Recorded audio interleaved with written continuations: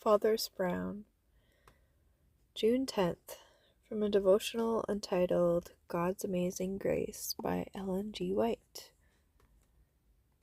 This is your hour and the power of darkness. Luke 22, verse 53. As the Son of God bowed in the attitude of prayer in the Garden of Gethsemane, the agony of spirit forced from his pores sweat like great drops of blood. It was here that the horror of great darkness surrounded him. The sins of the world were upon him. He was suffering in man's stead as a transgressor of his Father's law. Here was the scene of temptation. The divine light of God was receding from his vision, and he was passing into the hands of the powers of darkness. In his soul anguish he lay prostrate on the gold earth. He was realizing his Father's frown. He had taken the cup of suffering from the lips of the guilty man and proposed to drink it himself, and in its place give to man the cup of blessing. The wrath that would have fallen upon man was now falling upon Christ.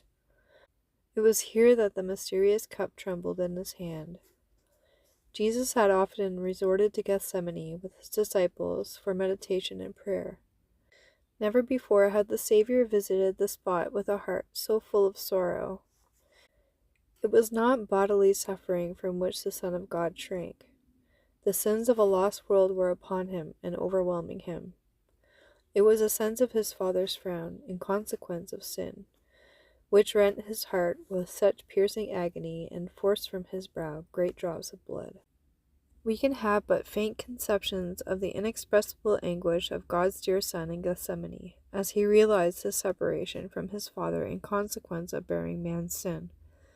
He became sin for the fallen race.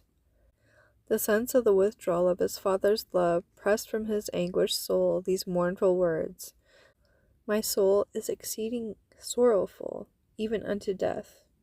Matthew 26:38. The divine Son of God was fainting, dying.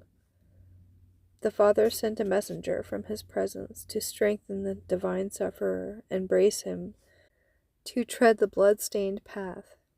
Could mortals have viewed the amazement and the sorrow of the angelic host as they watched in silent grief the Father separating his beams of light, love, and glory from the beloved Son of his bosom, they would better understand how offensive sin is in his sight.